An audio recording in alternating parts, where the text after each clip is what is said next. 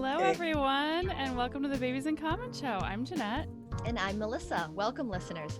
As a reminder, any information shared during this show is not to be taken as medical advice. Please consult your own care providers for questions about you or your baby's health and visit babiesincommon.com/disclaimer to read more. So today's Wednesday, December 30th. We are so excited for 2020 to be over. So we have a very special guest with us today, and it is Melissa's grandmother. And she's going to be talking with us tonight about her experience of being pregnant, giving birth, and being a first-time mom in the 1950s. That is right. Tonight we have the one and only Aline Bourdeau, aka my and everybody's Memere, aka Mrs. Claus to the residents of Millbury, Massachusetts, where she resides. Aline was born in October of 1933 to Virginie and Henri Thibault of Nashua, New Hampshire, and was the youngest of 9 children, all born at home from 1917 to 1933, her being the last. She met the love of her life, my Pepe, Roger Bordeaux, in 1956, and married in July of 1958. In fact, I got married on what would be her 50th wedding anniversary. So we share that date as an anniversary together. She was blessed with her first son, my Uncle Mark, born on July 12th, 1959. And he was baptized 2 weeks later on their first wedding anniversary because back then it was very important to baptize the baby as soon as possible. However, my grandmother was not at the baptism, because in those days it was expected that the mother would never be out of the house. So everybody in her family attended the baptism except my grandmother. She was expected to be staying at home, resting and recovering from birth. How different things are back then than they are now, Jeanette, right? Absolutely. I'm so excited. We've talked to lots of people about birth on our show, but not about birth back then. And I've studied some of the history, and so has Melissa, but to hear like the real accounts, I'm excited. So I'm so glad you said yes for today, Aline. I'm so glad to be with you. Thank you for inviting me. So we are very excited to talk to you today, Meme, because they say a woman will never forget her birth experience. At 87 years old, you have not, and you have got quite a story to tell. So I'm going to start with the first question. I know you to be a very devout Catholic, as were your parents, and I also know that you attended Catholic school. Do you ever remember learning about reproduction in any way at school, or did your parents ever talk to you about the birds and the bees? How did you learn about that kind of stuff? Gracious me. We never heard about it, and my mother never said the word sex. Ever did I hear her say that. But I was as green could be. Did you learn about menstruation in any way from your parents, or? No way. No way. Okay. I started menstruating when I was 12. Oh, wow. And it was the reason I remember the date, it was my sister's birthday, and it was the first day of our spring vacation at school. Of course. Always. Oh my gosh. Always. Hip, hip, hooray, right? So I woke up and I was bloody. And I said, oh my God. So I started running down the stairs, and my mother was at the stove, and my brother had one of his friends over, unfortunately. Oh, no. And, oh, yes. And I said, Ma, you have to take me to the hospital. I'm bleeding, Ma. I'm bleeding. My mother took my arm and pulled me and put her hand over my mouth and said, tais-toi, tais-toi. Be quiet, be quiet, right? I said it in French, but I was crying because I thought I had to go to the hospital. So you had 7 older siblings, and none of them had told you this might happen, and they had hidden it from Never. You didn't see pads or anything anywhere. You didn't know. Pads, they had just come out. Okay, that was in 1945. Okay, and the pads had just come out. So I'll tell you how my mother rigged me up, and it wasn't fun. And so anyways, she took me upstairs And she took an old diaper. I think it was an old diaper that, Like a cloth diaper. oh yes, Yep. and very thick, and two big safety pins. And she, oh, this is the truth. That's why they saved all those diapers all Oh, those how years. embarrassing. Embarrassing. Yeah. Oh my God, I didn't know how to walk. I mean, this thing was awful, and so here I am. And she said to me, from now on, every month, you are going to bleed like this. You are now a big girl. Wow. Tu es une grande fille. Mm. And I said, what's that? I don't want to be a big girl. I don't want, and that year, Wow. the song came out. Well, it was probably the year previous to that, but there was a song. I'm a big girl now. I want to be treated like a big girl now. Oh, and so she said, life is going to go on. It's not going to change. That's what it is. And my mother was always, very matter of fact. And she said, now you're going to go downstairs and have breakfast and just do what you were supposed to do today. Ooh, oh my God. Wow. So that was the birds and the bees. Wow. That's how I learned about it. And she also said, when my sister came home, Cecile, when she came home from work, she was 13 years older than I was. She will take care of you much better than I can. And my sister did. She had, a little belt for me and a modest. There was only modest back then that I remember. Mm-hmm. And she told me I was a big girl, and every month. And the other thing, my mother said, you're not to take a bath when you are sick, bleeding. She didn't say sick. When you are bleeding, you're never to take a bath. What? Wow. But that's all I want to do is take a bath. Yeah, So anyways, my sister, Annette, who was 6 years older than I was a nurse training. Okay. She was in training and in Lowell. And when she came home, boy, did she set me straight. Oh. She gave you some info? Oh, so she was 18 and she was training to be a nurse. So what did she tell you about? Did she explain that means that you can get pregnant?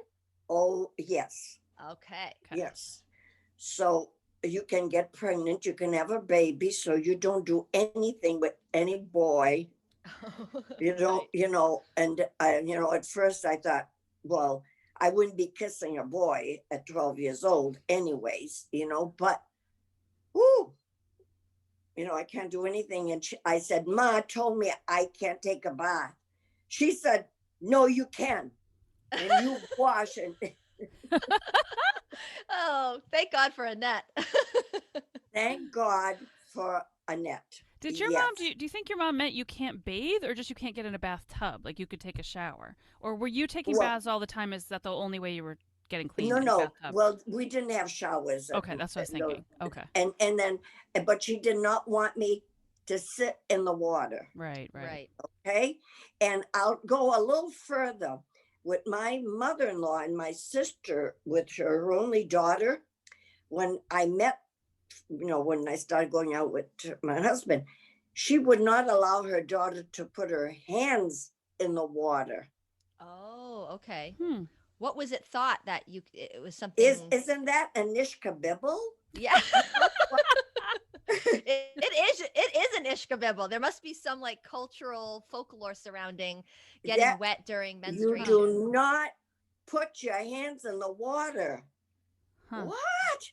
Oh my God. Where did they get all these things? But so I'm going to take it one step further, Memere. Okay. I'm going to take it one step further and I'm going to ask, did your mother give you any advice on your wedding night because Oh. of course I mean I know you've told me obviously did not have sexual relations with my Pepe before marriage. That was strictly prohibited. But I mean, that must have You been got pretty that nerve-wracking. That must have been pretty nerve-wracking. So did she give you any advice at all, or were you just expected to figure it out? Like, did she at least give you like Roger a was book? expected Or... to know what to Yeah. do. Yeah.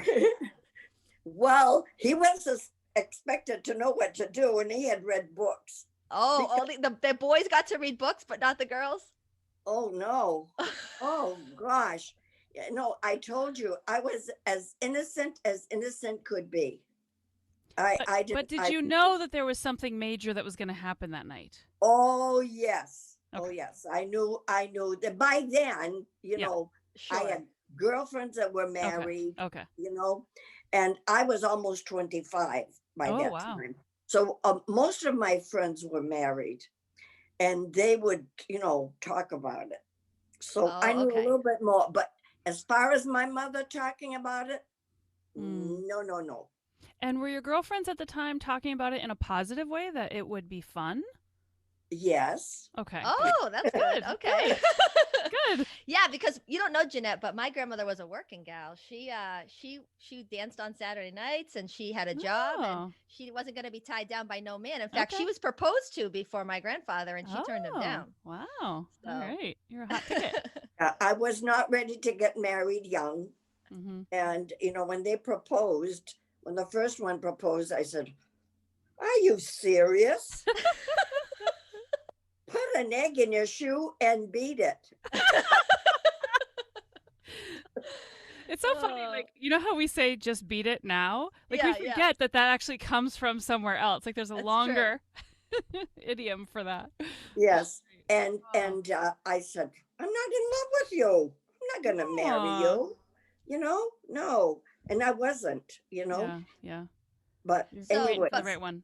But Pepe was the love of your life, your husband Roger. So he was worth waiting for. Lord. He was the best. And after 30 years, I never wanted the rest. So you guys wanted to start a family, and you found out you were pregnant with your first baby only 3 months after you were married. So obviously you guys figured things out that night. So that's good. For me, at least, I wouldn't have been here. So, you know, women today can go to the store and they can buy a test and pee on a stick that tells them they're pregnant practically days after the sperm meets the egg. But in 1958, that was not the case.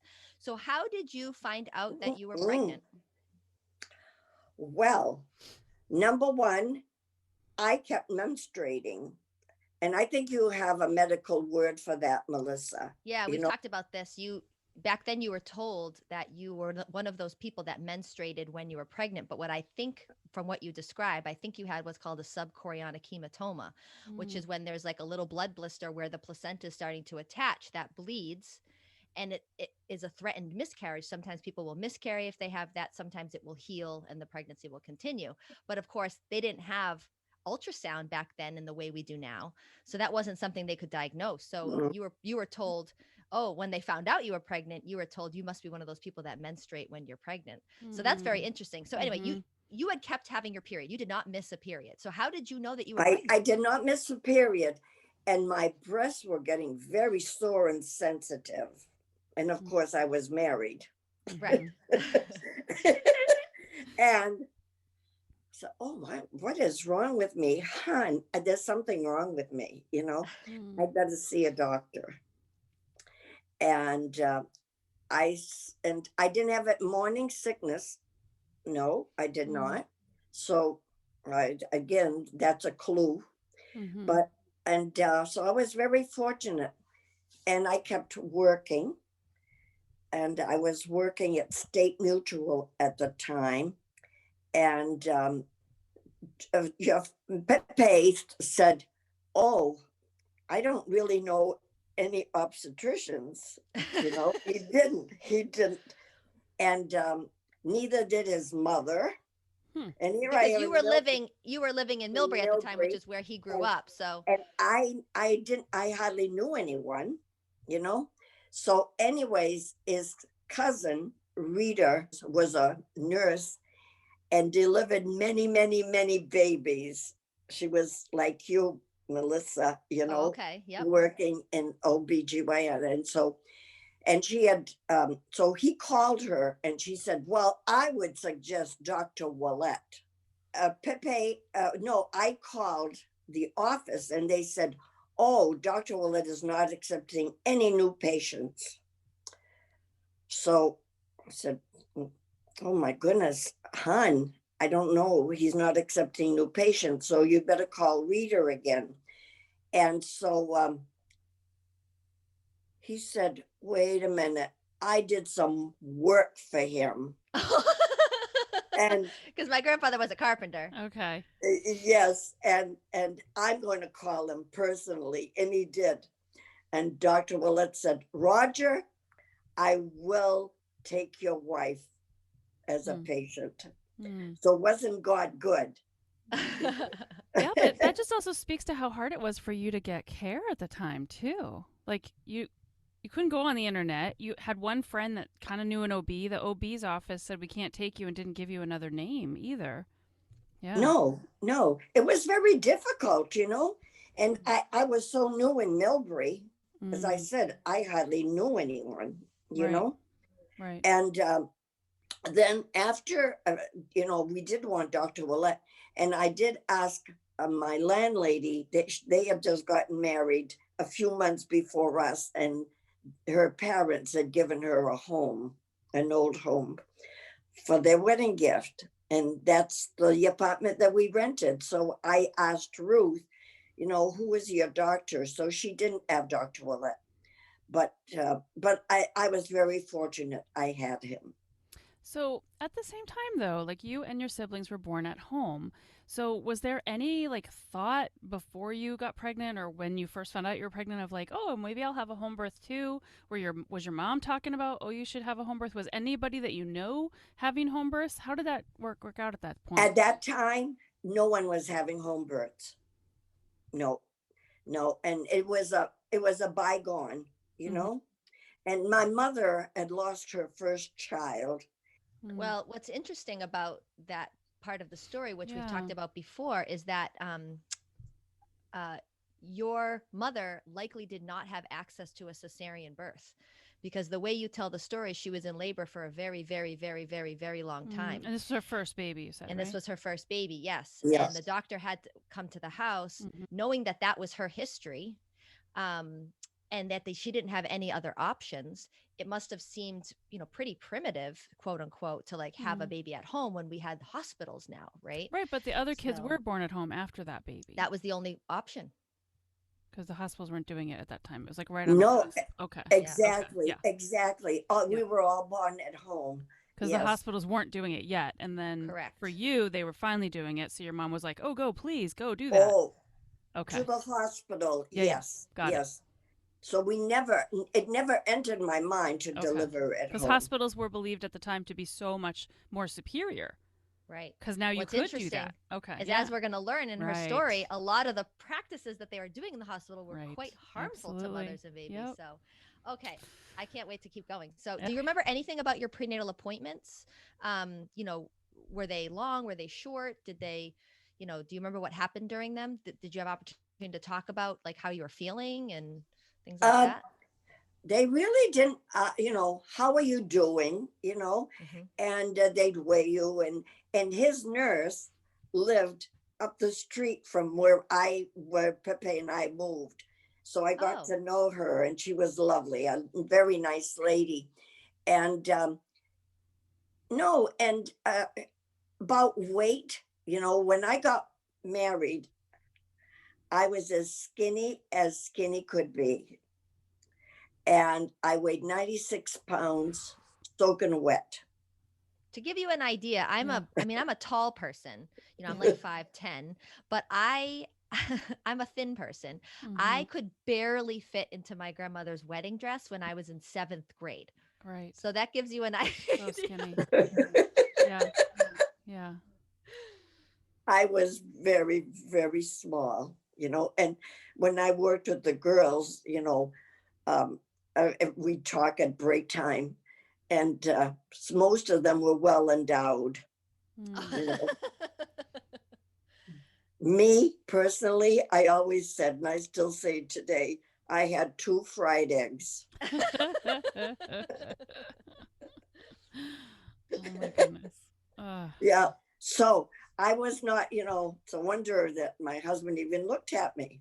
Oh, I think you had more to offer than your fried Yes. eggs, Meme. They say some like them small, so. Thank God for that. Yeah. So you were at your prenatal appointments, but did you put on weight? Did they encourage you to put on weight? Because I know even into the 70s they weren't, but at your time were they? No, he never, we never even talked much about weight. Okay. And I weighed, when I delivered Mark, I weighed 125. So Okay. I had put on a few pounds. Yep. But I carried my baby. I was small and I carried Mark in the front, but very small. I had a dress that would button down, and the buttons, I never unbuttoned them. You're supposed to unbutton as you go through, Oh, yeah. 6 months, 7 months, 8 months, and then there's no buttons left to unbutton, right? But I never unbuttoned. And my sister, who was married and had 4 children at the time, used to say, "Oh, you're going to have a little girl, and she's going to be very small. So, Aline, prepare yourself." And my sister was she was a real sweetheart, a love. And she'd say, "Prepare yourself to leave that baby in the hospital because you're going to deliver a very tiny baby." So should I go on to say the rest, Melissa? No, not yet. We're gonna keep some in suspense. Okay. So Jeanette and I are childbirth educators, and so I'm curious, did you take any classes? Like, did the hospital offer any classes about what to expect on labor and delivery? Did you read any books? That is a joke. So I'm guessing the answer is no to that one. The answer is no. No. And no one, no classes.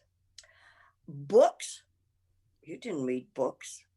So I would ask my mother and my sister, and they gave me some information, but not much, Was it scary information? Was it like it's going to be terribly painful? And what kind of advice? No, they didn't say that. They didn't. No, they didn't. No, they didn't. Did they say it was going to be easy? No. Good. Okay. And my mother's sister, my Aunt Alice, had said after I delivered, "Oh my goodness, a big baby boy. That's not a picnic." Oh. And that was all that was said. And Melissa still says that about labor. It's not a picnic. It's not a picnic, right? So did Marie talk to you about it at all? Because you said you were close with your sister Marie. She had 4 kids. Did she give you any information about labor and what to do if you went into labor at home or? Never. Oh, wow. They didn't talk about those things. Was I scared? Oh, yes. Okay. Yes. It's the unknown. I had never been in a hospital for myself, and yeah, you go to bed at night and you think and wonder what's going to happen, when I deliver. So that's one thing that hasn't changed, because even with all the books, people today still worry about the unknown. So that's that stands the test of time. It is the unknown, and everyone is different, right? Mm-hmm. Yep. Some people deliver quick, some people it takes them hours. So we never know. Yep. So do you remember when your due date came and that you knew you were like, did you have a due week? Oh, I had a due date on July 7th. And we anxiously awaited for that. And my husband was just so thrilled that we were going to have a baby. And we didn't know boy or girl in those days. Of course not. And, but people used to tell you, "Oh, I think you're going to have a girl of the way you're carrying," or, it's going to be a boy. Who knew, Mhm. And sometimes they took a needle. Now this might be new to you. They took a needle and they would put the needle on a thread Yeah. and do it over. You heard about I've that? seen that. I've seen that on Yeah. different shows. Yeah. Yeah. So they had done that to me, and it was not going to be a girl. Oh. Mm. But they still said, oh, you're too tiny. It's going to be a little girl, and it's going to be a small baby. So, anyways, they were all wrong. Well, there's a 50-50 chance. That's pretty good odds either way. Yeah. And you know what? I used to say, as long as the baby is healthy, I don't care. Boy, girl, I don't Mhm. care. A healthy baby. So I was blessed. Yep. I was So do you blessed. remember when you went into labor? Did you go into labor by your due date? No. July 7th came and went by, and July 8th, 9th, 10th. And every night you go to bed and you say, oh, this might be the night. But again, how will I know? Yeah. Right. Oh, and 10th, 11th, the 12th, it was on a Sunday. And 3 a.m. and I woke up. Oh, what was that? So that it started. Okay. And I knew that I was ready. Of course, I woke up Pepe. Hun, better take me to the hospital. I think the baby's coming. Oh my God. And so got dressed, completely dressed. Don't go to the hospital in a nightgown and in a robe. Mm. You get dressed. And so get to the hospital. We didn't have a telephone. Mm. We did not have a telephone. So he had to wake up the people downstairs and call his cousin, Rita, and say, Aline is going to the hospital. And of course, before we called a cousin, we called a doctor. Mhm. And I was going to the hospital.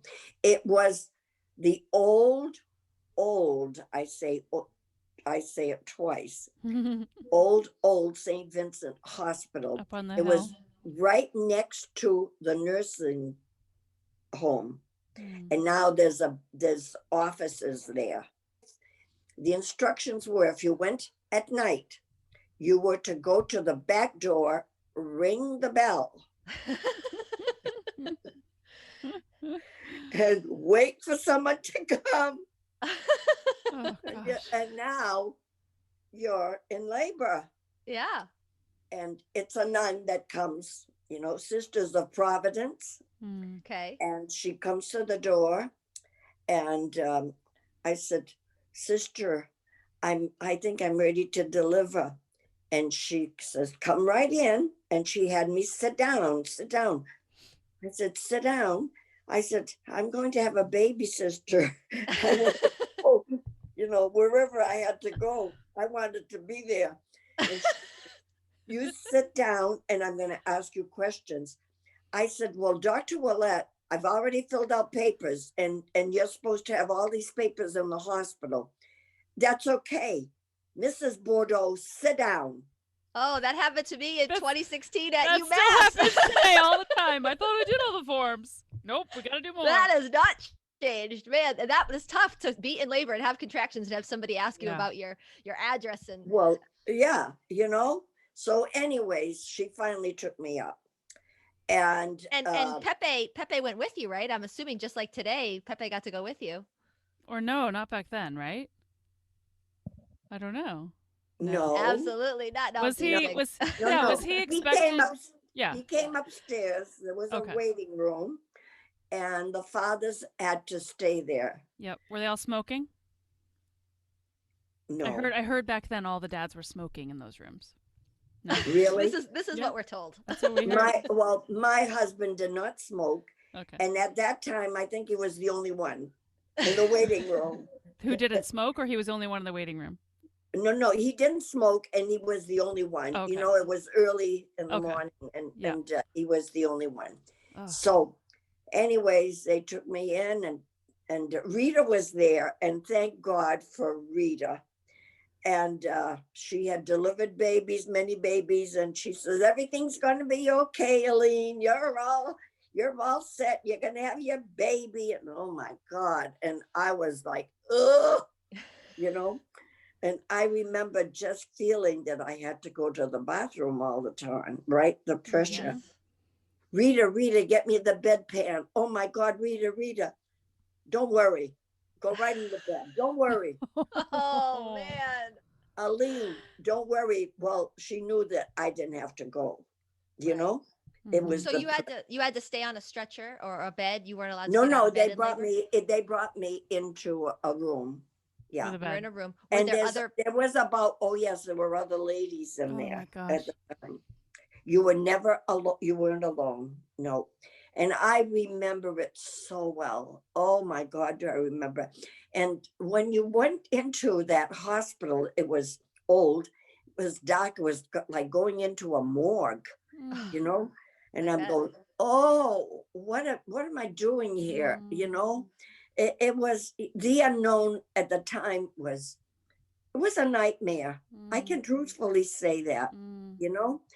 And then I went into hard labor, and she was there by my side all the time. But you were supposed to stay in the bed the whole time?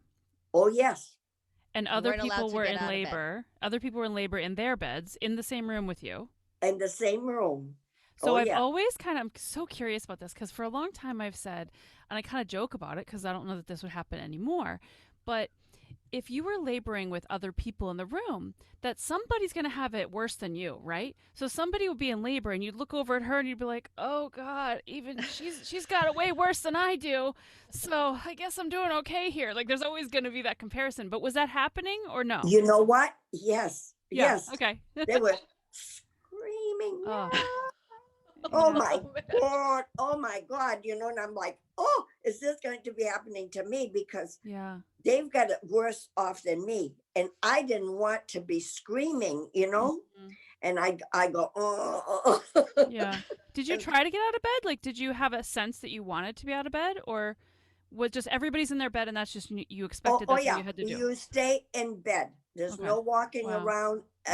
You're down. Amen. Stay where you are. You know? That would be so hard. I know that movement was so important for me in labor, to move through the contractions. Even if on your bed, you could be on hands and knees and flopping around. Never. Just scared, right? Never. Lay down and you were in labor.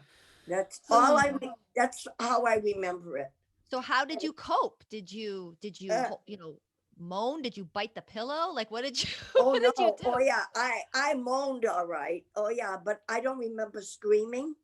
And Rita did say, Aline, you can scream if you want. You know, you can scream, because she had gone through it so many. Well, not herself, but seen it. You know. Sure. Yeah. And go ahead, Aline. You want to scream? Oh no! Oh. But the one next to me was really going at it, you know. How many people do you think were in there? Like 5, 10? Oh no, I think there was, at the time, there must have been 4 beds. Okay. And there was 2 others in labor. Okay. That I remember, you know. I may be wrong because well, still. Were you allowed to eat and drink?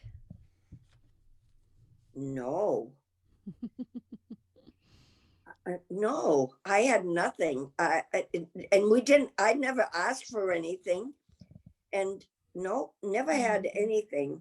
It was just the pain, and you're going to deliver and you're going to have a baby. And while you're in pain, you're in there on the bed and you're in pain, there's other people near you in labor too. Is the nurse taking care of you, saying, okay, then next this is going to happen, to tell you like what to expect in the next hour or 2 or 3? Well, the pains are going to get worse. Thanks. Yes. You can scream if you want. That's all Rita said. and that's a fact, right? Yeah. And I was very anxious to get it over with, but the baby wasn't ready to come yet, you know?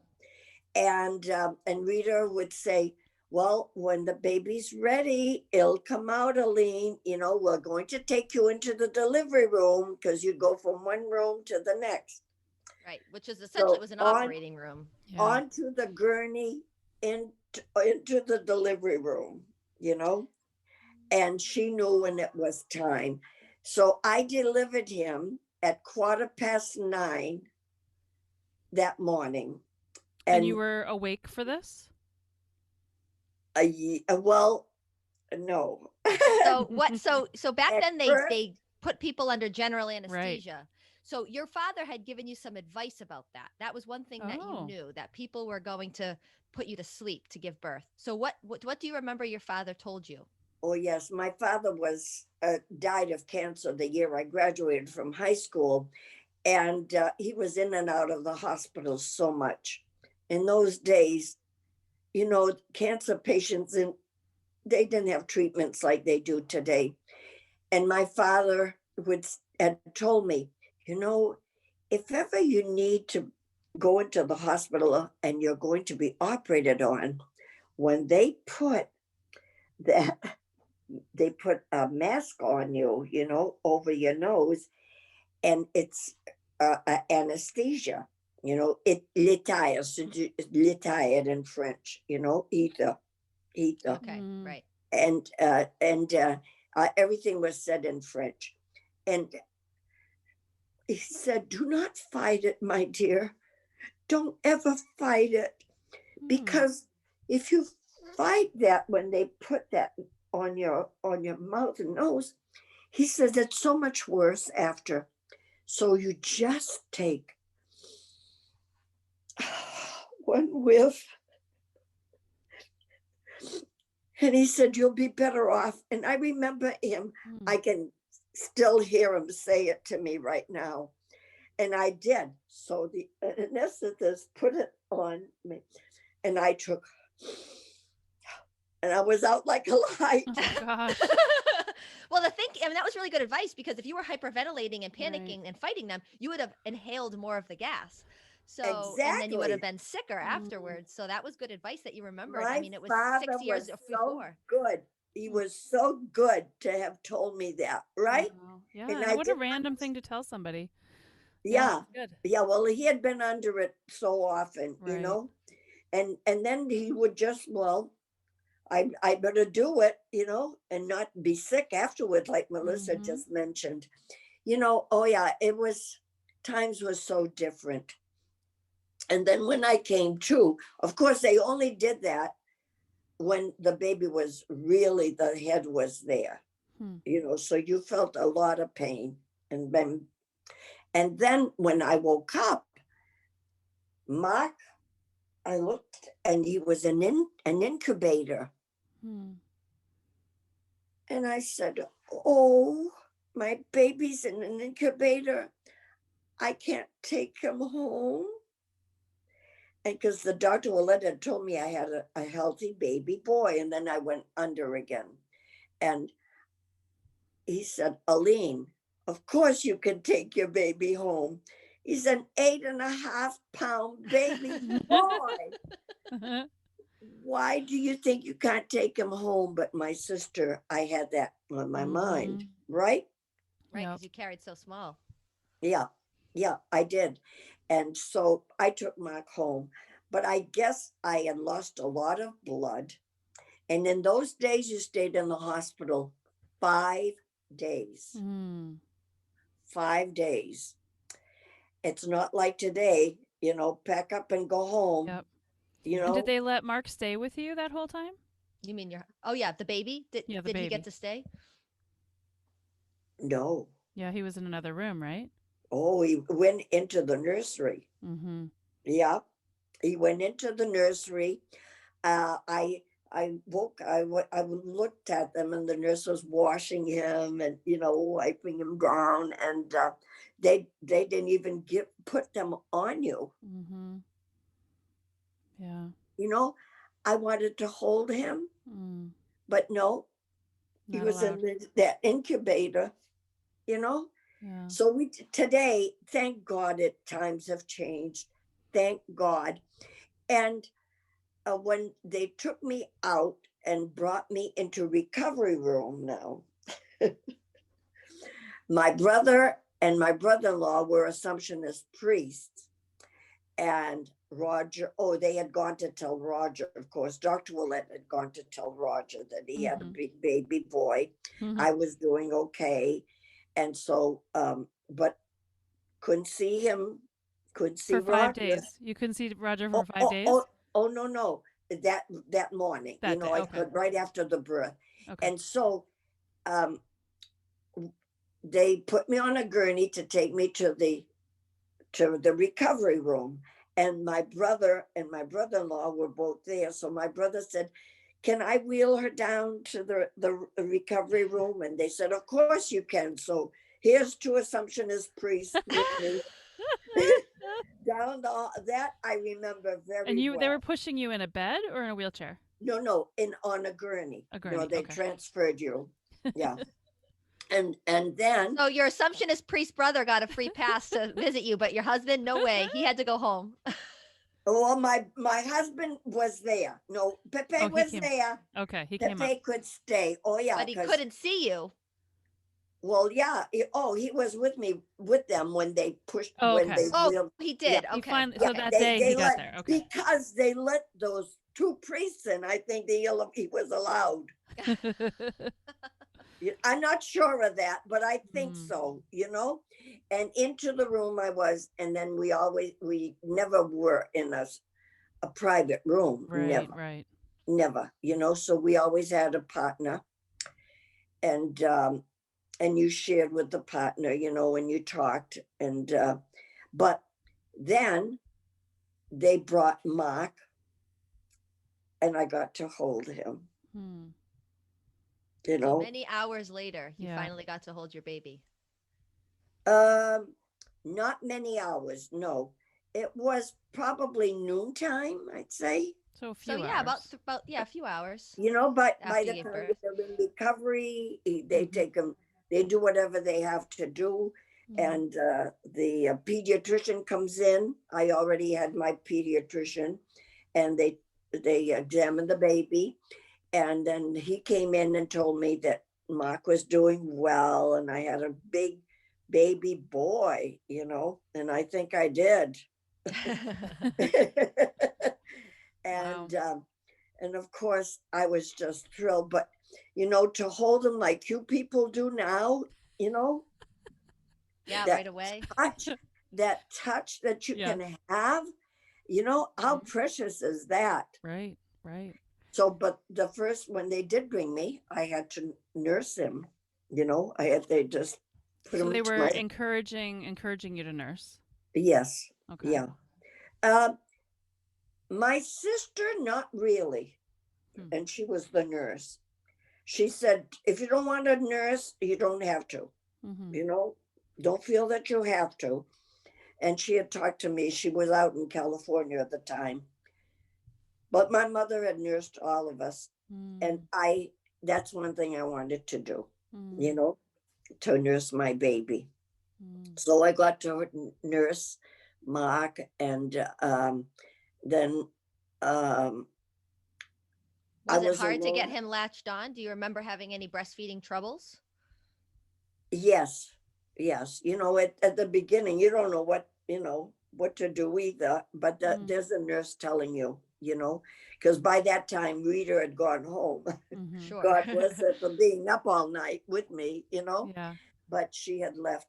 But the nurses are very nice, they were very, very nice. So I caught on to it real quick, because I wanted it. I wanted it. So I did nurse him. Yeah. And before we went home, it was a Catholic hospital, and they took you into the chapel with all the other mothers. And they had a ceremony. Oh, that's sweet. Yeah.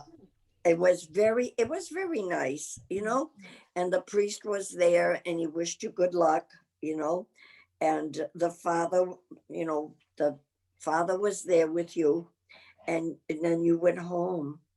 And of course, you held the baby all the way home because in the there was car, no. right? Car seats, Oh yes, oh yes, and And nothing ever happened, you know. well, you didn't also drive very far, and you didn't Or have a very car, fast. so or very fast. Oh no, Pepe Pepe took wouldn't the be car. driving. Oh, Pepe wouldn't be driving fast. No. Right. So another funny thing, Jeanette, you'll find funny about the feeding was that so around that time, Meme, it sounds like it wasn't your experience, but formula companies started like heavily, marketing towards new parents and encouraging formula over breastfeeding. And so the crib card, Uncle Mark's crib card, you found once. Too bad I didn't think to have you dig it out for the interview. But you know how nowadays it might say Similac or Enfamil or I'm a breastfed baby, hopefully, and not formula. Your Uncle Mark said Caro's corn syrup. Right. Yeah. Yeah. Because that was the main ingredient in formula. Yep. So it said, give your baby the best, Caro's corn syrup. And so that was when they were recommending Coca-Cola for 3-year-olds too. Right. So do you remember any of your friends feeding formula? Did they get it pre-made? Did they have to make it themselves? Do you remember anything about formula? Oh yes, you made it yourself. Oh yes. I wasn't able to nurse that long, maybe 3-4 months, like you nurse a long time, Melissa. I did. I was the rebel. but and my mother nursed. Yeah, my mother nursed us for a while. And my mother also nursed her niece at the same time as she nursed her daughter. Wow. Oh, wow. Okay. She nursed my sister Annette and my cousin Rachel. And why was that? Was it because her sister couldn't breastfeed? Yeah. Oh, she couldn't. And they lived maybe 2 houses from each other. Wow. And how good was that, though? Yeah. It's great. What a good sister. Oh my. So if you could only nurse, if you only nursed for 3 to 4 months, what did you use formula afterwards, or did he go straight to food? No, I went to formula. But my mother, do you want me to go into when I came home and did I have help? Sure. Yes, that'd be great. Yes. I came home and my mother said, Roger, she cannot walk up those stairs. I said, Ma, I can walk up the stairs. And there's only like 4 stairs too. It's not a lot. It was a whole flight. Oh, that's right. Because this is before you moved into your house. Okay. So this is the second floor apartment. Well, he looked at it and so he picks me up. Fortunately, you didn't weigh a whole lot. Yeah, right. And well, my grandfather, I didn't weigh 96 pounds anymore, though. My grandfather was thin. He was very thin. Oh, yes. So he carries me up the stairs. I said, oh, thank you, hon. I could have walked, but my mother, no, you do not do stairs. And that was it. Amen to that, She sounds like a very strong woman, your mother. Yes. Oh, was she ever? Lived to be 99 and a half. Nice. Buried 4 children. Oh, wow. And 2 children in 1 week. Yeah. Never took a nerve pill. Never took an aspirin. My mother, strong, but she had the gift of faith and she gave it to me. Because if I have anything, I have faith in the Lord. And now I say that the dear Lord is my boyfriend. So, Meme, before we get into your postpartum recovery, I'd like you to tell the listeners a little bit about the visiting hours, because nowadays it's expected that the partners stay in the room with the baby and sleep there to help the new mother. So was Pepe, yes, he did come back to the hospital, or he got to see you and move you into a new room, but he wasn't allowed to stay, right? No. And you leave and you come back when it's visiting hours, 2 to 4, 7 to 9. Wow. Amen. And at 9 o'clock, you had better be gone. And you guys, I remember you saying that for the first visiting hours, you were very excited to see him. Can you tell us about what happened for that first visiting hours? How you got ready and what happened? How I got ready? Yeah, I thought didn't you like get dressed and get your makeup on and your hair done? Oh, You were excited for him to come? For the No? first Okay. visit? No. Okay. When good. he came back? No way.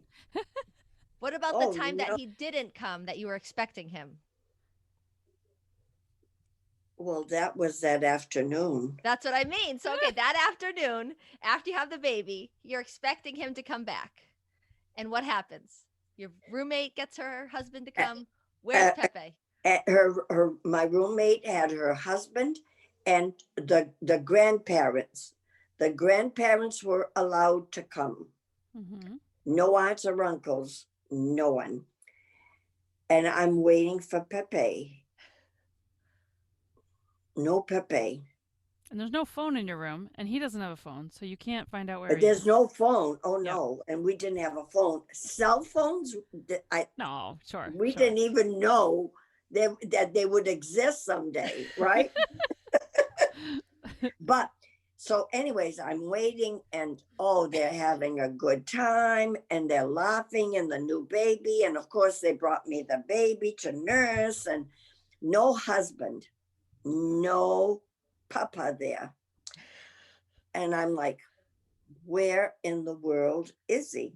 Now you start thinking something must have happened. And that car accident or, anyways, I was told when he went back home, when he got home, he had bought cigars and he was running up and down the street and going from one door to the next, giving cigars. I have a baby boy. I have a baby boy, a baby boy. And he was giving cigars out. But then his mother said, I have to go to the market. I'm loving this because think today, like if your mother-in-law told your husband or partner, you got to take me grocery shopping. Exactly. I just go to the store. So she says, you got to take me to grocery shopping, Roger. And he did. And he took his mother to Brockelman's. I still remember the name of the store. Oh, I would have never forgotten it. And I would have never let him forget it. Yes. Well, I let him forget it. Oh, yeah. Because, Pepe was such a good guy. He was such a good man. But you know what? Then he comes at night, right? Now, visiting hours are at 7, so I hadn't seen him. Sure. So when he comes in, he's got a dozen roses. Aww. And oh my God, he comes over to me and kisses me and, oh, sweetheart. Anyways, I said, where in the world have you been? And you can keep your roses. Flowers won't make up everything. But oh my God. And he said, well, my mother wanted to go to the market and she insisted on it. Well, of course, by the time she went to the crazy market, visiting hours were over. Right. And he couldn't come in. Mm-hmm. If it was today, he would have been allowed to. Mm-hmm. He'd in and out, in and out. Well, he'd be in the room with you all the time. Mm-hmm. But he wasn't allowed to come back until 7 o'clock. And what were you supposed to be doing when there was no visitors? Right, because they only brought her the baby every 4 hours to nurse. That was probably one of the reasons why you didn't breastfeed for very long, because they told you absolutely do not feed the baby any sooner than 4 hours, right? And you know what happened? You'd cry and cry. Oh, I bet. Well, yeah, because I was concerned. Was he hurt? Was he, where was he? And when he told me that, I said, she was a very demanding person. Amen. So you're all alone, no baby, no husband. That's got to be tough. Yeah. And when the others are next to you are laughing and having a good time. And then and I heard someone say, does she have a husband? Yeah. Oh, snap. Mm. That was a Nishka Bibble. Yes. I haven't heard that expression in so long. I love it. So when you I say that all the time. Yep. when you did get home, you said your mother was there because she insisted that Oh, Roger carry yes. you up the stairs. Did she stay to help you? For 2 weeks. My mother stayed for 2 weeks. Mm-hmm. Yes. And Roger, she would sleep on the sofa and she would sleep with me. And the minute the baby went, my mother was up changing that baby. Hmm. Because the thing is, if a baby wakes up, the baby's wet or he's hungry. Mm-hmm. That is the whole thing. You get up and you you change the baby first and you feed him. And she didn't allow me to get up, and she would change the baby with the crib that Pepe made Mm. was, and you know about the crib. And I was at the end of our bed and she would change him and give him to me. Hmm. But I never got up, Hmm. Wow. And then I don't know if you want to hear this. This is something my mother did. And the doctor was kind of amazed. And before she left, she did stay for the 2 weeks. Oh, yes. And took care of that baby. And that was her 5th grandchild. Hmm. Did she cook and clean too? Oh, boy, did she ever. That's so nice Oh, because I think sometimes like it's there are grandparents who are doing that for their first grandchild and maybe their second, but by the fifth they're like, you know. Yeah, right. Not all. I mean, there's definitely some that are like your mother, but I think I hear that a lot. You know, like, oh yeah, they brought you some yeah. meals, but that's great. She Yeah. did that. My mother came for all 4. Wow. And then, so before she left, right? And I had told the doctor this because he asked me the question. You know how when you're in the hospital, they feel you and they come and poke at you with your placenta. Is that Like right? with your uterus, Uterus. they feel your uterus. Yep. The, Like they rub your belly. Oh, they don't rub it. Sometimes they push it. True. That's a nice way to put it. Yeah, Push on your belly harder than ever. Yeah, Yeah. no, that's true. They don't, because I had one roommate one time. She said she'd see the nurse. She'd say, "You SOB, you're not kidding me." And, I think a lot of women feel similarly today. I do a very gentle fundal massage, I have to say, as a nurse. I am not abusive, but many are. Oh my God. Well, some of them are, and you'll Yeah. go, and this one nurse she was, she didn't care. And she said, she had said it to her, "You're not going to touch me today." So what did your mother do? Yeah, was your mom rubbing your belly or? No, she never rubbed it, but she always came prepared. My mother was always prepared. So she said to Roger, "Tonight I'm going to do something real special." And by that time, that was before she left, she had allowed him to come back to bed. She finally let him come back. That's great. She said, "Yeah, you can go." And so anyways, but she still took care of Mark. She heard that little voice, up she was, and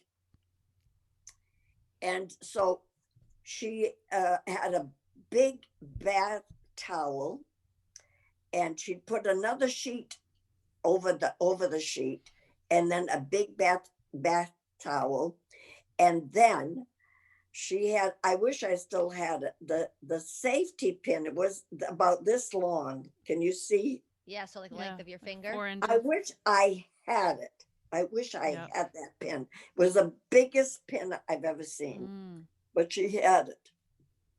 And she would cut 3 pieces of bread.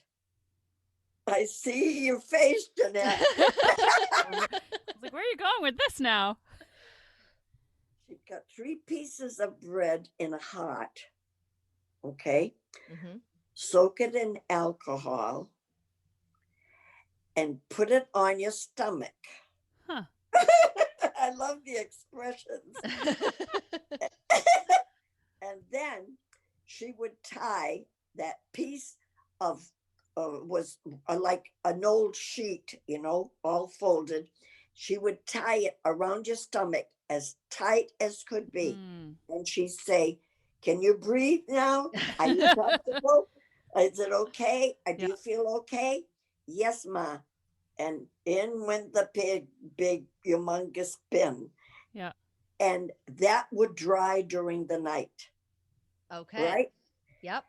And in the morning, you can imagine, boy, that bread was dry and it was itchy and it was like, oh.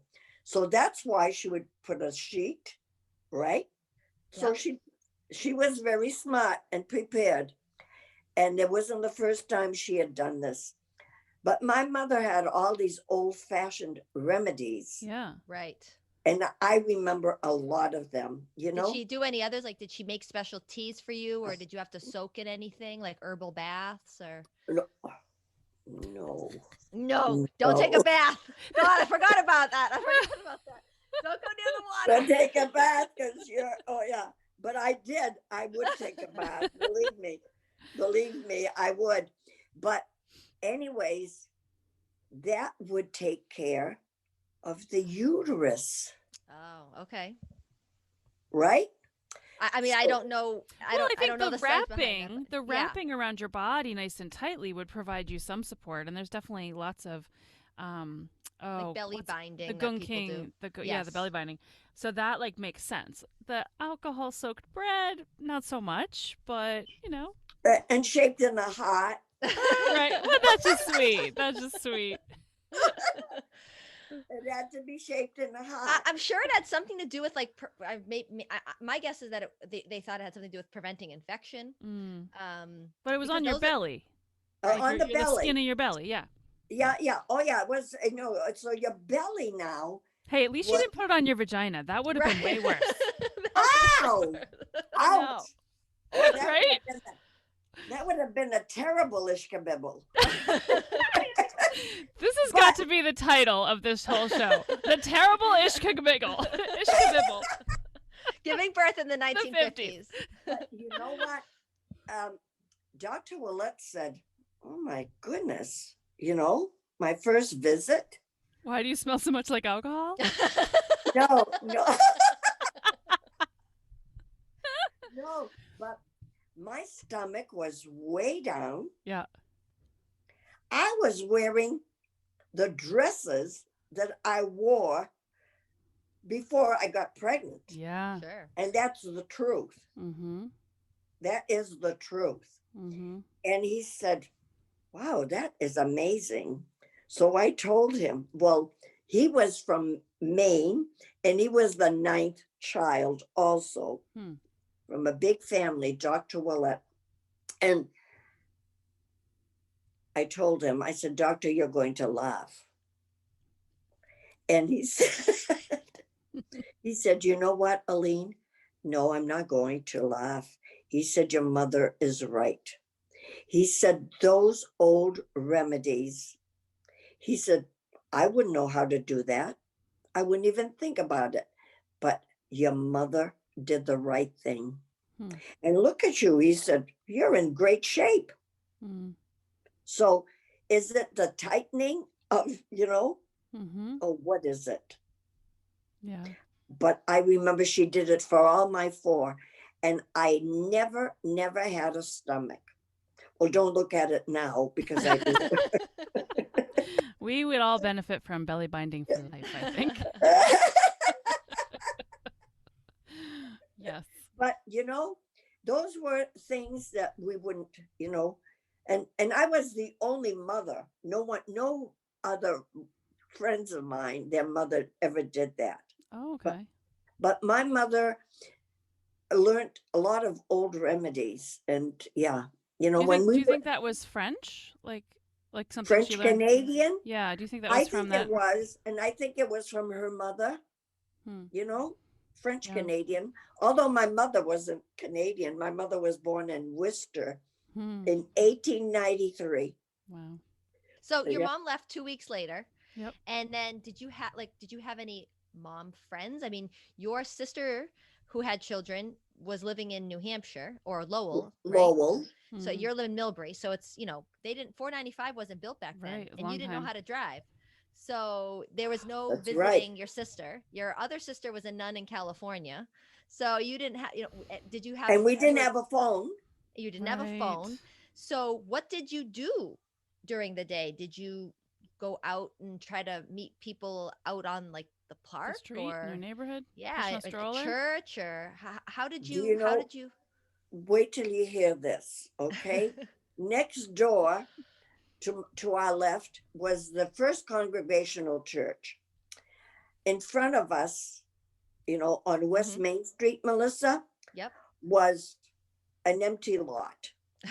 And to the left of that empty lot was a tiny, tiny fire station for call firemen. And the only Okay. time I would see people is when there was a fire. Oh no, so you were so isolated. And to my right on Beach Street, they were very nice people, but they worked. Yeah. Hmm. So I was by my lonesome Hmm. all day Hmm. long. It wasn't easy. And then I would take the carriage.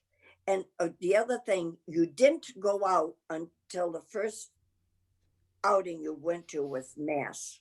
Hmm. And you do not go out until you go to church and say thank you to the dear Lord Hmm. that you've got a healthy baby. And then you can go out. Okay. Yeah. No shopping centers, no nothing. Well, there wasn't any anyways. Right. But and I'd walk down to the center because we had a nice baby carriage. Mark was very lucky, and he was loved. He was loved. So And now he's 61. yeah, a while ago. But then you had three more babies. Were the I births did. similar? Was it like kind of the same story, or did things get nicer over that time period from each child? No, they didn't. Yeah, I You were didn't think so. induced. You I were didn't think induced so. for my mom, your third. You had I was, preeclampsia. yeah, They called yeah. Okay. it toxemia But back then. for my second one, David, again, no phone. We had moved into another apartment on Grove Street. Very nice apartment. We loved it. We had a nice landlady. We called her Memere Roberts, and we called Pepe and Memere Jensen next door. It was like two little apartments upstairs. When the day I delivered David, he was born January 25th. And that Christmas, we had a terrible snowstorm. And what does Aline Bourdeau do? But she goes to church. We had the I don't know how many inches, but it was well over a foot of snow. No snowblowers back So then. Yeah. you got that right. I had a doctor's visit the next week. Dr. Willett looked at me and he said, "What's going on here?" He said, "The baby is right in position."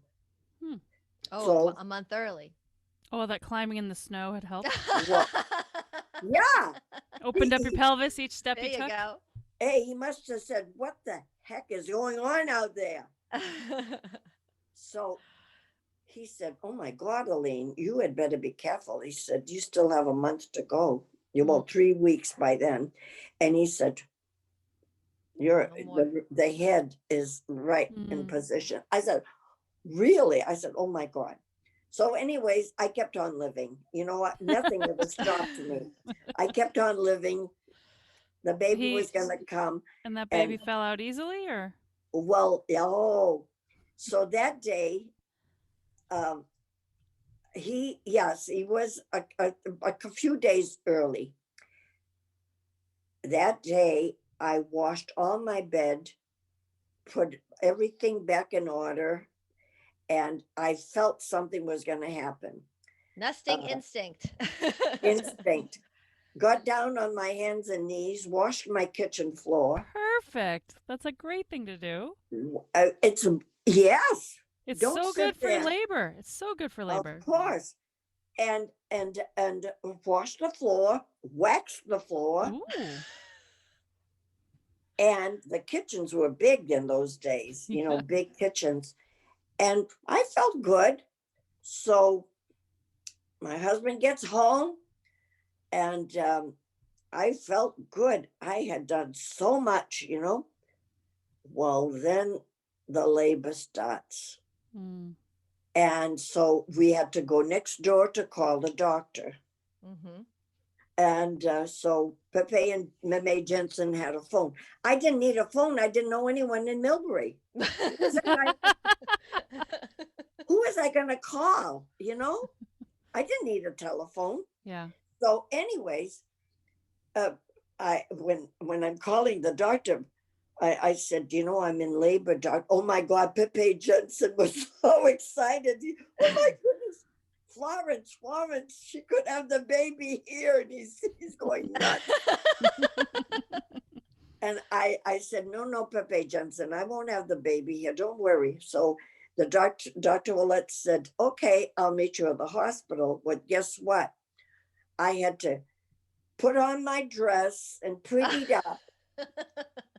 And I had to shave my legs because I said, oh, my legs aren't shaved. Roger said, who cares about shaved legs? Let's get going. He does sound like a good man. Oh, yeah. Oh, he was. I'd never find another one. Never in a million years. So anyways, I did shave my legs. Off we go. Off we go. Am I crazy or what?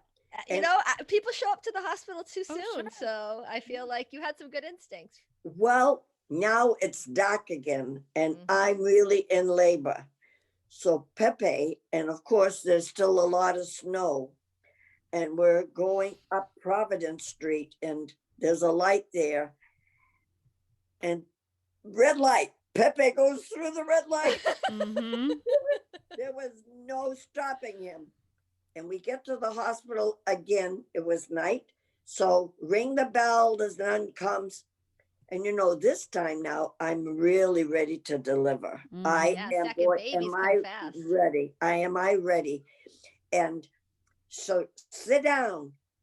I said, sister, you've got all the information. I'm gonna have a baby. I'm gonna have the baby. And she said, I said, sit down. Oh my God. Oh, the poor people who are listening who did not get raised Catholic. Yes, I know. I just can't. I mean, I went to Catholic school for a while too, 6 years, and I know what you mean. Like, yes, there is a sense of authority. Wow, Zukas, you got that right. So I sat down, and of course I had, oh my God. And Pepe looked at her. He said, sister, she's not going to answer any more questions. Get her upstairs. He said, she's going to be delivering here if you don't. Yeah. He said, I'll give you the information after. Yeah. Get her upstairs. Good for him. Good. And my husband was never one to tell people what to do and to get upset. But oh my God. So up we went in the elevator and they looked at me. And of course, Rita, Roger had called Rita. She was there waiting. Nice. Hi, Aline. Oh my God. She said, are you ready? Are you ready? So into the delivery. And now they're going to give me a spinal. Oh, because it had changed by then.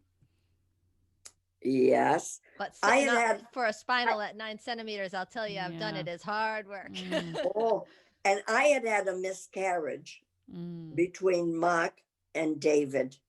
I fell down the stairs with a big, wow. yeah. So I had a miscarriage. Anyways, David thanks me for that today because he said, if you hadn't had that, Ma, I wouldn't be here. Isn't that the truth? You know? But when you have a miscarriage, you feel it. Anyways, so they're giving you a spinal. They gave me the spinal. It did not take effect at all. But I had to pay for it afterwards, not lift my head, and because if they had already, and so you had a spinal headache, which is a risk to epidurals and 1 to 2% risk of an epidural spinal headache nowadays too. You're saying you didn't have a headache? No, they kept me down. What you're saying is because they did the spinal, they wouldn't let you move. I see. Yeah, I know what you're talking about now. There is no moving. Right. They won't let you move. God, no, I couldn't lift my head. Don't lift your head. Don't, But the spinal didn't work, but they still wouldn't let you move. So now you're in more pain. Right. Now I'm in more pain. So I had natural birth. Yeah. I felt everything. And when David came out, the first things, Dr. Willett again said, oh, a healthy baby boy, a little baby boy, Aline. And the nurses said, look at the eyelashes on that boy. Today, his elashes touch, he's got he's got beautiful, he's always had beautiful eyelashes. They curled. Anyways, I said, I don't care about eyelashes. All I care about is the healthy, And the nurses said, yes.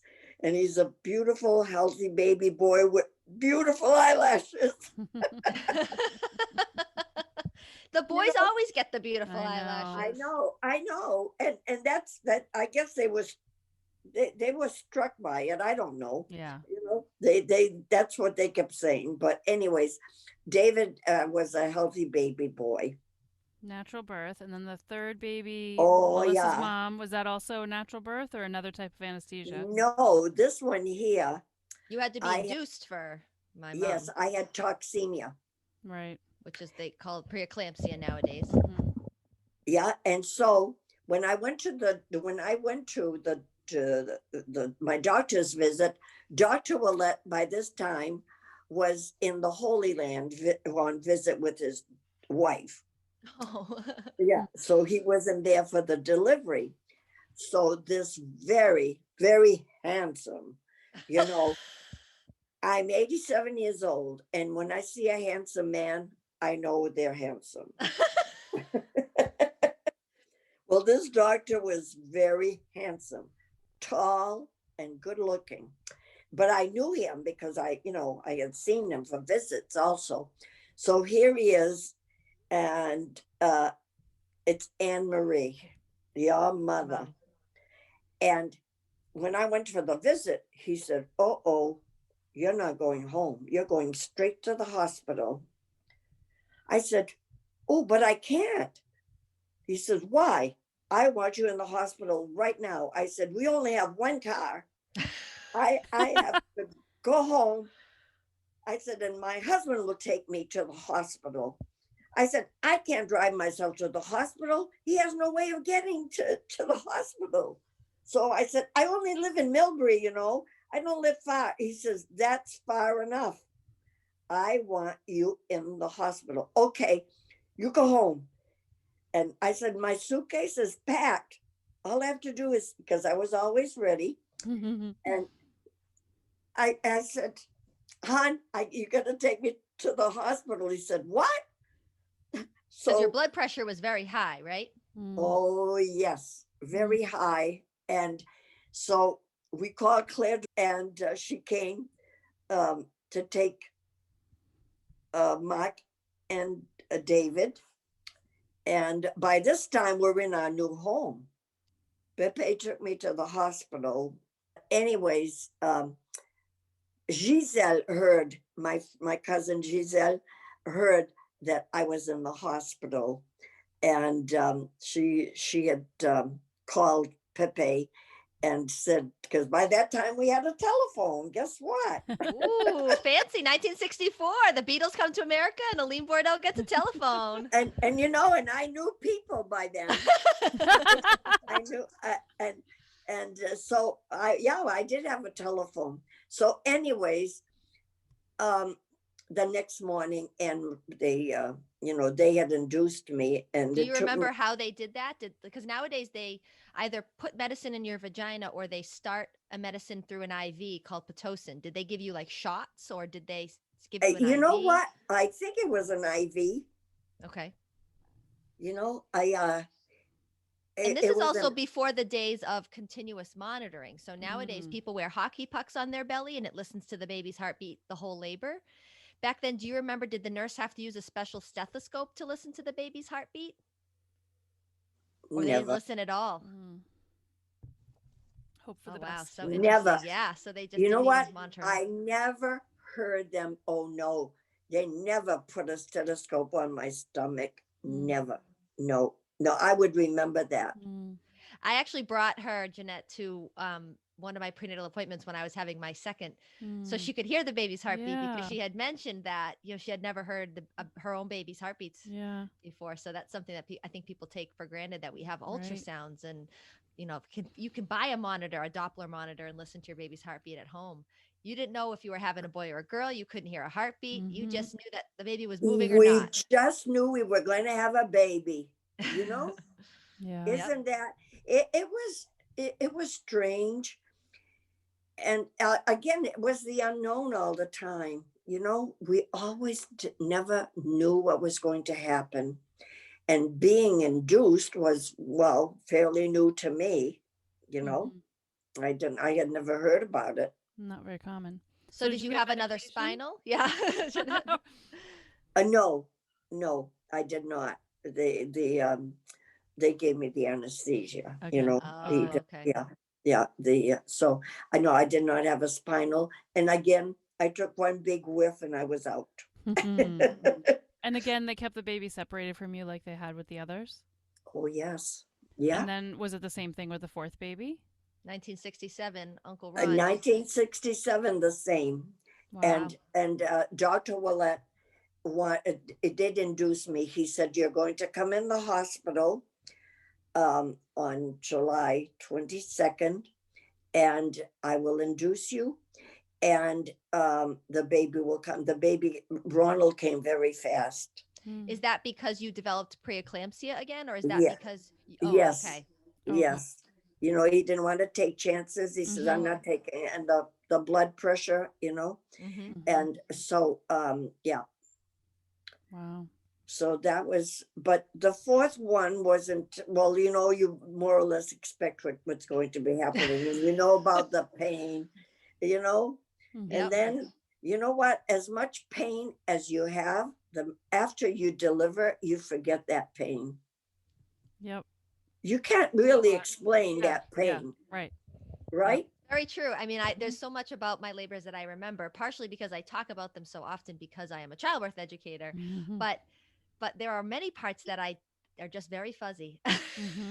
Well, they always say you remember the details, you remember how people treated you, you remember how you were made to feel, but you don't remember necessarily every detail or how it actually felt, But what I'm curious about, so you've got this granddaughter in Melissa, who's a labor and delivery nurse, childbirth educator, and you've got. Am I blessed? Yes, you are. But you have a lot of other, grandchildren. And not great grandchildren yet. Yes, great grandchildren. Right, 5 great grandchildren, 10 grandchildren. 5. So you've heard a lot about birth that's happened over the last couple of decades. And so what surprises you about it? What do you think is great about it? What are you still surprised about negatively? Anything? You know what? I think we've come a long way, baby. Right? and I'm so happy that the ladies that delivered today, they have their husbands there. That's number one. Number one, to have your husband, that, that means so much. And we weren't that fortunate. And you're in a room, a private room. Everything is there. The nurses come in and out. Everyone is so pleasant. I'm not saying that the nurses were not pleasant. No, they were. And also, one thing I remember is that David being born, it was David, right? Or was it? No, it had to be, because the nurse came in and she was a real sweetheart. And she said, what did you do last New Year's Eve? Oh. I looked at her. I said, New Year's Eve? I said, we stayed home. Oh, yes, you did. Oh, that's funny. So see, I remember that. That was so cute, you know. Made She a good was so joke. nice. Yeah, yeah. You know, oh yes, you did stay home.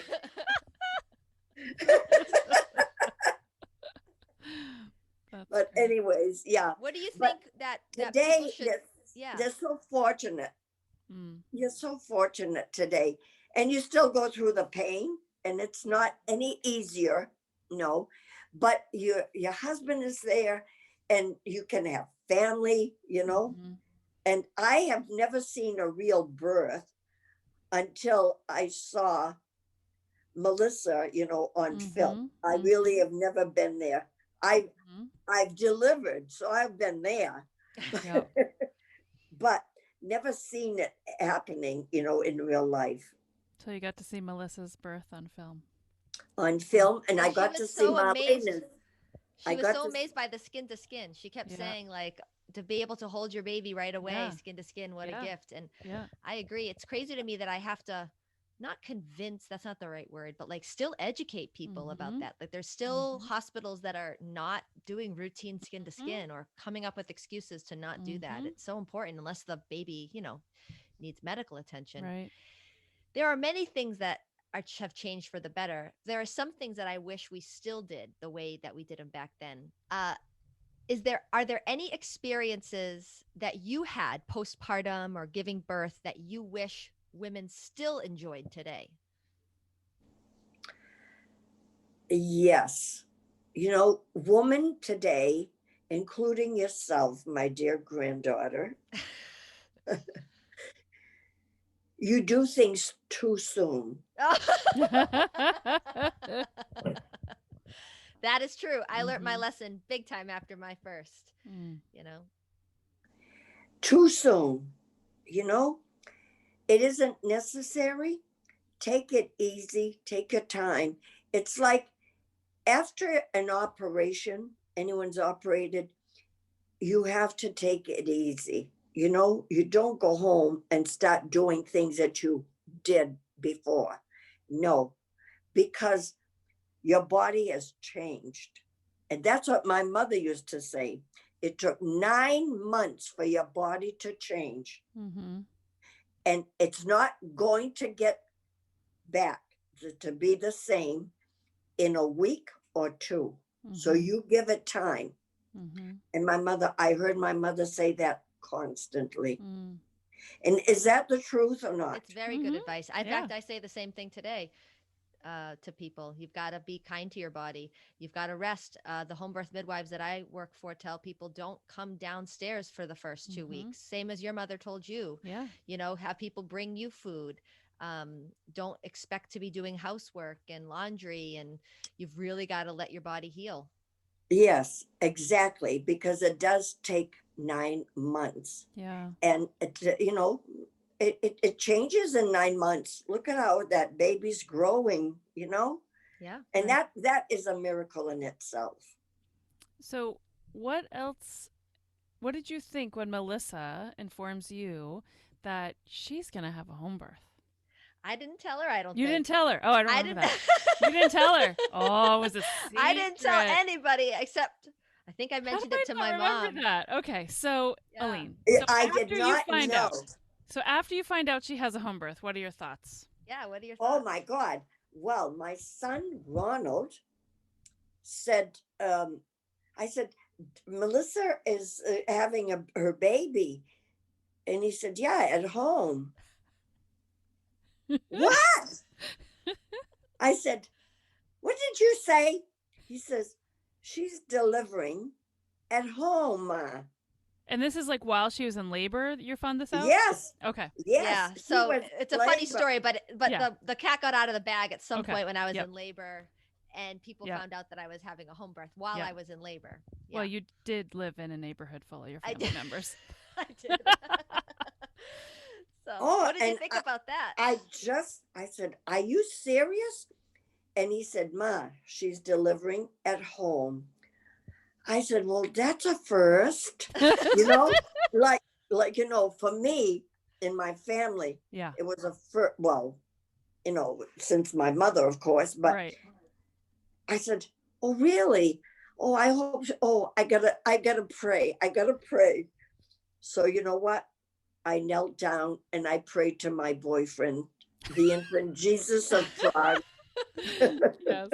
But then you came over to visit at some point and you met my midwife, and we talked about all the equipment that they brought to the birth. Mm-hmm. So very different from when your mother gave birth. Mm-hmm. They had oxygen and medication and IV fluids, none of which they needed for me. But so what was your impression after meeting my midwife, Marianne, knowing that I'd had a home birth? I really loved her, and I was so happy to meet her, and to think that these midwives were there with you, helping you, Mm-hmm. and then after I saw the real thing, I still couldn't believe it. Oh my God, Because I got a water birth, so that's even more crazy. Because I'm sure your mother didn't have a water birth back in 1933. No, she, it's unbelievable, but things have changed, and for the best, but they still they should not be on the move as fast as they are. That is true. Mm-hmm. Do you have any advice, Meme, for new parents as far as advice for taking care of a newborn? As far as, some people say, I know this was big when you had your children, put the baby in their own crib, let them cry. Was that advice that you took when you had your children? You don't let them cry. No. And my mother, as I said before, if the baby cries, it's because it's wet. It needs to be changed, and it's hungry.